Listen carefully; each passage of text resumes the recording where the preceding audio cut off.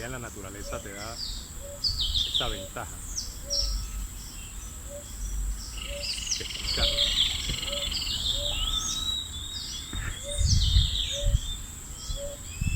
Es otra ventaja del ciclismo.